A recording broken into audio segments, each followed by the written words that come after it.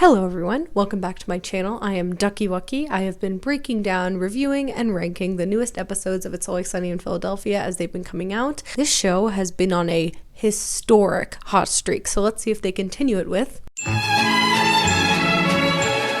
Overage drinking, a national concern, begins by setting the extremely uncomfortable mood there will be for the rest of the episode, with the bar filled once again with minors, which is obviously a throwback to underage drinking, a national concern, which was the third episode of the first season. They begin by already highlighting how creepy the gang is, when they're literally watching the teens in the bar and engaging in their drama. If you're familiar with my videos, you know that I've been talking about the thematic through lines for all the episodes because that has been something I've really appreciated about this season. That's been really making the structure pop. And the through line of this episode is the gang trying to find some drama to spice up their lives. They obviously call back to the original underage drinking episode, and they do it really well. And because it's literally 20 years later, I don't mind that this first scene is an almost direct rehash. When I saw the title and the episode listing on Hulu, I was like, yes! And not just revisit the concept, because I was thinking they would do kind of the same episode, but just different. But I did not expect Trey and Tammy from the first episode to come back.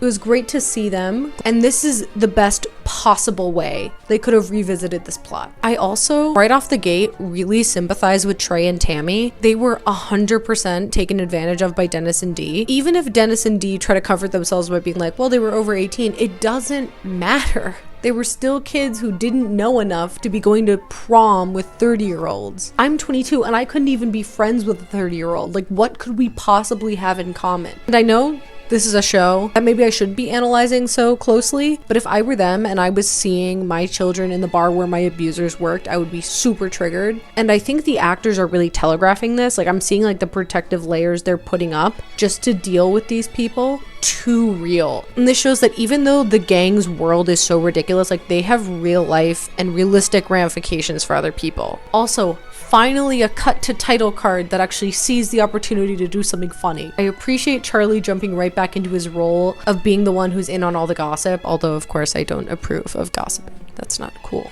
I also think that the subplots are nicely defined, with Dennis and Dee seeking out relationship drama, whereas Mac and Charlie are doing sort of a mystery thriller thing while looking for Frank, which I think is the most interesting part of the episode because I'm like, where the heck did Frank go? Also, I just have to say before we get any deeper, as a person who's a survivor of abuse, I'm like, this episode gave me the ick. It's too real. It's too real. Because I'm like, that's literally how abusers act. I also think it's hilarious that, of course, Dennis listens to Joe Rogan and buys into the grift products that podcasts like that peddle to men. The pheromone spray, supposed to attract women and intimidate men. I think it's an interesting critique on how men like this will buy things in order to maneuver around getting a woman to actually like them and trying to find an override button for a woman's autonomy. Again, too real. I love when Dennis and Dee, I love when they're trying to look attractive but then miserably fail. I don't know how it took this long for Dennis to start calling women females, but of course he would do that. I have never liked Dennis and Dee less than this episode. Not because these are the worst actions they've ever committed, no, but because they're really hammering home what losers they are. It's also really funny how in the first Mac and Charlie scene, Mac actually picks up the scent of the pheromone spray, and I think it's really funny that the only person on whom the pheromone serum works the way that it's intended is Mac.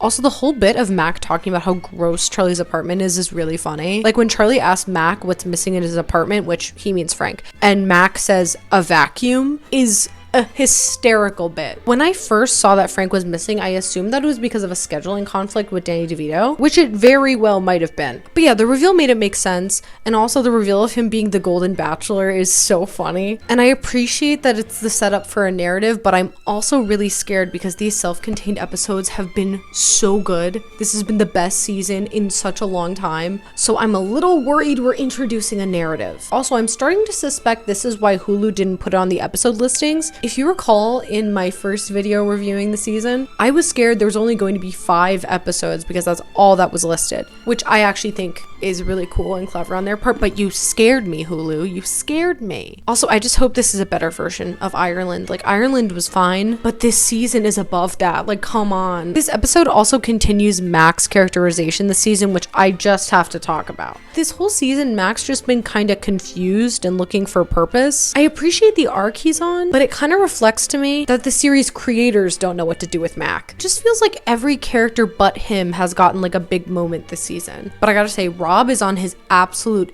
A game this season. He's been hysterical. So it's a shame they're not doing more with him, but he's been a really great backup for the other characters. I don't get why Trey said what he did when Dee was over at his house. You know, if you saw the episode. I thought he was lying to Dee and that later it would end up paying off as some sort of comeuppance, but nope, just a loose thread. Doesn't really make sense. Also, love this Cricket update. I think they realized that they could not possibly disfigure Cricket further, so they chose to make it even more uncomfortable by making him like a weird culture vulture with white guy dreadlocks and a bad black scent. Max saying everything Cricket was doing was giving him the ick is so funny. I love how the Sunny team somehow genuinely has a finger on the pulse of youth culture. Maybe a little late, but I blame that on the production cycle. Also, the line, "This Cricket ain't chirpin'," is gold. Also, we have more returning side characters. Hello, Uncle Jack. Also, this is another example in this episode, and again, too real, of someone having to deal with their abuser and clearly not wanting to be there and being super uncomfortable. Also, I was annoyed by some loose threads in this episode, but I suspect that those are going to be payoff in other episodes, like the pills and Frank's foundation, whatever that's going to end up being. See, I'm very sensitive. That's my problem. I'm very, very sensitive. So these last 2 episodes have been tough. I literally felt just sick and so mad